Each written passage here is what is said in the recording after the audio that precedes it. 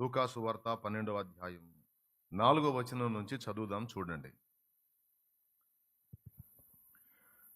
నా స్నేహితులైన మీతో నేను చెప్పునదేమనగా, నా స్నేహితులైన మీతో నేను చెప్పునదేమనగా, దేహమును చంపిన తరువాత మరేమియు చేయనేరని వారికి భయపడకుడి. ఎవనికి మీరు భయపడవలనో మీకు తెలియజేయు. ఎవరు మీకు ఎక్కువ డేంజరో, ఎవరికి మీరు భయపడాలో ఆ పర్సన్ నేను మీకు తెలియజేస్తాను. చంపిన తరువాత నరకములో పడద్రోయ శక్తి గల వానికి భయపడుడి. అది చంపిన తరువాత నరకములో పడద్రోయ శక్తి గల వానికి భయపడుడి, ఆయనకే భయపడుడని మీతో చెప్పుచున్నాను. ఓకేనా? ప్రభునందు ప్రియులారా, కొద్ది సమయం దేవుని వాక్యం ధ్యానించుకున్న తర్వాత ఇక్కడ దేవుడు కొన్ని అమూల్యమైన మాటల్ని మాట్లాడాడు. ప్రభు మన యేసయ్య మనం ఎవరికి భయపడాలో, ఎవరికి భయపడకూడదో ఆ విషయాన్ని గురించి చాలా స్పష్టంగా మాట్లాడాడు. మనిషికి భయం రకరకాల కారణాలను బట్టి వస్తుంది. అన్ని భయాల్లోకి పెద్ద భయం ప్రాణభయం. ఆస్తి పోయింది అంటే భయపడతాడు, కానీ ఏముందిలే మళ్ళీ సంపాదించుకుందాం అనుకుంటాడు. పరువు పోయింది అంటే భయపడతాడు, అయ్యో ఇంకా నన్ను ఎవరు గౌరవిస్తారు అని. పోనీలే మళ్ళీ మంచిగా బ్రతికితే పోయిన పరువు మళ్ళీ నిలబెట్టుకోవచ్చులే అని దాన్ని కూర్చిన భయం కూడా అల్పమైందే. అలాగే తనను ఎంతో ప్రేమించే వాళ్ళు విడిచి వెళ్ళిపోతే భయం కలుగుతుంది, అయ్యో నా అన్నవాళ్ళు వెళ్ళిపోయారే నన్ను విడిచి అని. కానీ నా పరిస్థితి మెరుగుపడ్డప్పుడు వాళ్ళే వస్తారులే అనే భరోసాతో మళ్ళీ నిబ్బరం కలుగుతుంది. కాబట్టి మిగిలిన భయాలన్నీ ప్రాణభయంతో పోల్చుకుంటే అన్నీ అల్పమైనవే. అన్ని భయాల్లోకి పెద్ద భయం ప్రాణభయం. ఏమంటారు? అదేమన్నా ప్రాణభయం. ఈ మిగిలిన ఏ భయాన్ని కూడా మనిషి అంతగా పట్టించుకోడు, కానీ ప్రాణం మీదకి వచ్చిందంటే మాత్రం గందరగోళం అయిపోతాడు. హాస్పిటల్లో డాక్టర్ని కలిసినప్పుడు టెస్ట్ చేయాలయా, బ్లడ్ టెస్ట్ చేయాలి లేదా బ్లడ్ టెస్ట్ చేయాలమ్మా అని ఆడపిల్ల కానీ మగపిల్ల కానీ చెప్పినప్పుడు, ఎందుకండి అంటే కొంచెం అనుమానంగా ఉంది, కొద్దిగా ఏదో పెద్ద సమస్యలాగానే ఉంది అన్నాడు అనుకో, ఇక అన్నం సహించదు, నిద్ర పట్టదు. రిపోర్ట్ ఎప్పుడు వచ్చింది సార్ అంటే రిపోర్ట్ 5 రోజులు పట్టింది రావడానికి. ఇక 5 రోజులు కనీసం ఒక 5 కేజీలు తగ్గిన అనుమానం లేదు బరువు. అంత దారుణంగా ఉంటుంది పరిస్థితి, ఒత్తిడి. ఎందుకు? ప్రాణం మీదకి వస్తే అంత విలవిల్లాడిపోతాడు మనిషి, అది ఎవరైనా. ఎందుకంటే అన్నిటికంటే ఎక్కువగా మనిషి తన ప్రాణమును ప్రేమిస్తాడు. ఇక్కడ ప్రభు చెప్తుంది ఏంటంటే, అన్ని భయాల్లోకి పెద్ద భయం ప్రాణభయం అయితే, మరణ భయం అయితే, దాని విషయంలో కూడా నువ్వు లెక్క చేయడానికి వీల్లేదు. ఎందుకంటే నిన్ను ఒకవేళ మనుషుల్లో ఎవడైనా నీ ప్రాణం తీస్తే, లేదా సాతాను మనుషుల్ని ప్రేరేపించి నీ ప్రాణం తీస్తే, కేవలం ప్రాణం మాత్రమే తీస్తారు, నీ దేహమునే చంపుతారు, కానీ నీ ఆత్మను వాడు ఏమీ చేయలేడు. అంటే నువ్వు నివసించే ఇల్లు కూలుస్తాడు. వాడు ఇల్లు కూల్చేస్తే అంతకంటే బెటర్ హౌస్ దేవుడు నీకు నిర్మించిస్తాడు. ఎందుకంటే కట్టిన ఇల్లు కూడా ఆయన కట్టిందే.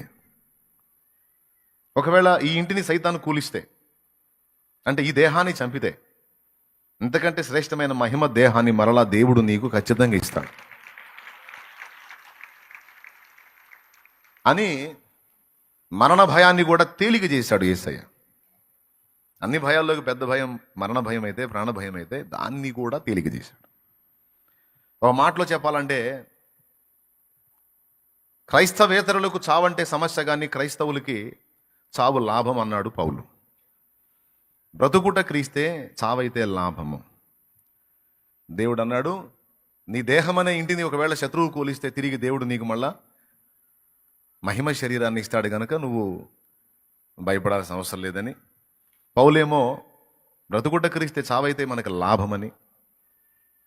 అలాగే మరొక చోట మరణం కాదు, అదొక నిద్ర అని, నిద్రించుచున్నారు వాళ్ళు తిరిగి మేల్కుంటారు అని చాలా తేలిక చేసేసింది.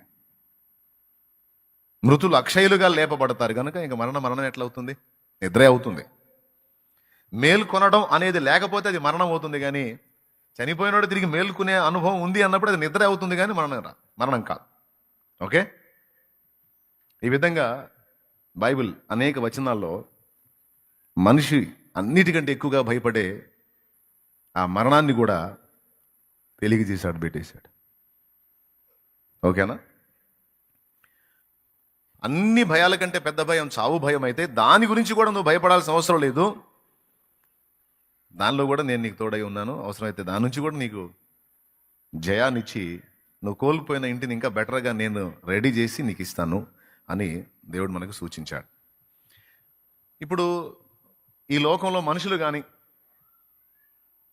ఈ మనుషుల్ని ప్రేరేపించే శత్రువైన సైతాను కానీ, వాడి గుంపు దురాత్మలు కానీ, దయ్యాలు కానీ మనుషుల్ని ప్రేరేపించి మనల్ని ఎఫెక్ట్ చేయడానికి ట్రై చేస్తారు. ప్రాణం తీయటానికి, పరువు తీయటానికి, సమస్యల్లో నెట్టడానికి, ఇబ్బందులు కల్పించడానికి, ఏదో ఒక విధంగా మనల్ని సఫర్ చేయడానికి ముక్కుమ్మడి దాడి జరుగుతుంటుంది దురాత్మల నుంచి. దేవుడు మనకు స్పష్టంగా చెప్తున్న మాట ఏంటంటే, అది ఏ రూపేణా ఉన్నా సరే అవన్నీ దేవుని పరిధిలోనే ఉన్నాయి, కానీ దేవుని పరిధి దాటిపోవు. కాబట్టి నువ్వు వాటిని గురించి అసలు చింతపడాల్సిన అవసరం లేదు.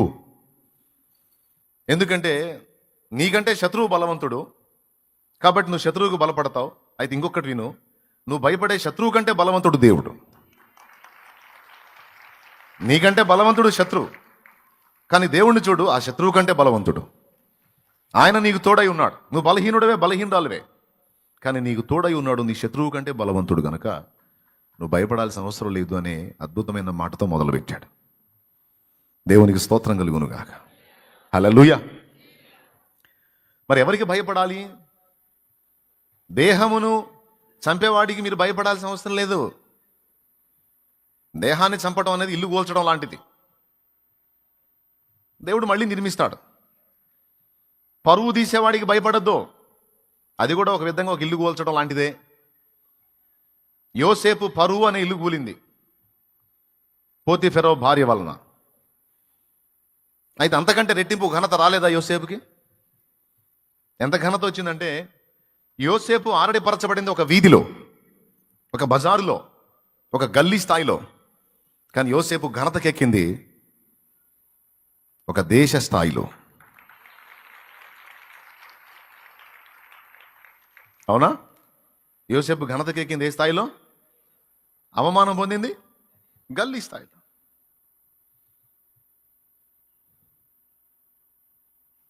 అంటే యోసేపు పరువు, గౌరవం అనే ఇల్లు కూలిస్తే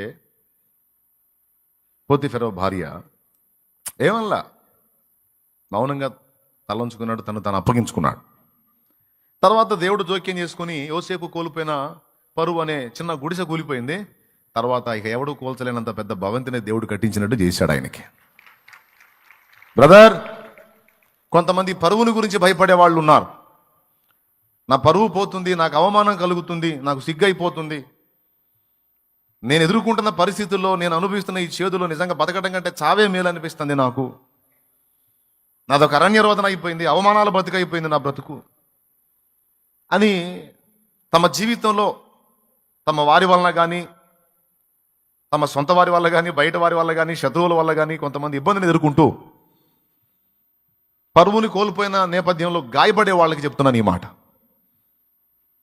నీ పరువు అనే ఇంటిని కూడా దేవుడు పునర్నిర్మించగలడు.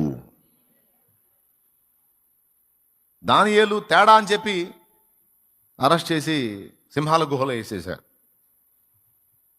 రాజుకి చెప్పుకోలా, రాజా నన్ను అర్థం చేసుకోండి, అన్యాయంగా నన్ను అందులో వేయిస్తున్నారు, ఇది తప్పు కదా అని చెప్పి వాదించలా, వేధించలా, ఈయన కూడా ఏడవలా. ప్రార్థన చేయటం తప్పు అన్న కేసు మీద ప్రార్థన చేశాడు అనే నేరారోపణ, తన దేవుడికి ప్రార్థన చేసుకోవటం పాపమాట, అది నేరం. దానికి గాను అతనికి మరణదండన, అది కూడా క్రూరమైన చావు, క్రూర మృగాల చేత అతి దారుణంగా క్రూరంగా చంపబడటం. ఒక పక్క అవమానం, మరో పక్క ప్రాణ సంకటం. రాజాజ్ఞనే తిరస్కరించాడంట పెద్ద పోటుగాడు. ప్రతి ఒక్కడు అనేవాడే.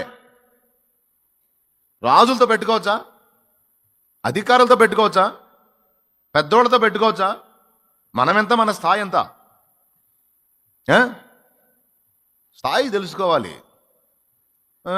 పెద్ద మునగాళ్ళలాగా, పెద్ద మునగత్తెలాగా ఎచ్చులు పడొచ్చా?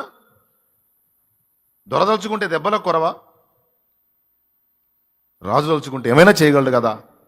ఇప్పుడు చూడు, అయ్యగారి పని అయింది, ఇప్పుడు సింహాల గుహలో పీస్ అయిపోతాడు అని ఎంతమంది ఎన్ని రకాలుగా మాట్లాడారో. అవన్నీ చెవులకు వినపడుతున్నప్పుడు దానియేలు ఏడవలా, మొత్తుకోలా, ఫీల్ అవ్వాలా, అయ్యో తప్పు చేశాననే పశ్చాత్తాపం వీసుమంతా కూడా దానియేలుకు లేదు. లేదా అరే ఈ రాజ్యంలో ఇంతమంది ఉన్నారు, రాజుతో సహా మీరు అందరూ ఉన్నారు, ఒక్కడికి మెదడు పని చేయట్లేదేమరా? నా దేవుడికి నేను ప్రార్థన చేసుకుంటే నీకు వచ్చిన బాధ ఏందిరా? ఇదెక్కడ అన్యాయం రా నాయన? నా దేవుడికి నేను ప్రార్థన చేసుకుంటే, నా దేవునికి నేను స్తుతి చెల్లిస్తే నీకు వచ్చిన బాధ ఏంది? నేను అన్యాయం చేశానా, దొంగతనం చేశానా, దోపిడీ చేశానా, వ్యభిచారం చేశానా, కొంపల్ని కూల్చానా, కుటుంబాలను ఆర్పానా? ఏం చేయలేదుగా. నా దేవుడికి నేను ప్రార్థన చేసుకున్నా, భక్తి కార్యక్రమం రాది. ఇంట్రెస్ట్ ఉంటే నేర్చుకొని మీరు కూడా చేయాలి, లేకపోతే నోరు మూసుకొని పోవాలి. ఇదొక పెద్ద నేరంగా నన్ను ఇచ్చేసి, పైగా నాయకులతో పెట్టుకుంటాడా, రాజులతో పెట్టుకుంటాడా, అధికారులతో పెట్టుకుంటాడా అని మళ్ళీ మీరు మాట్లాడటం, రాజేమో నన్ను శిక్షకు అప్పగించటం. ఎరా ఒకడికి కూడా మెదడు పనిచేయదా?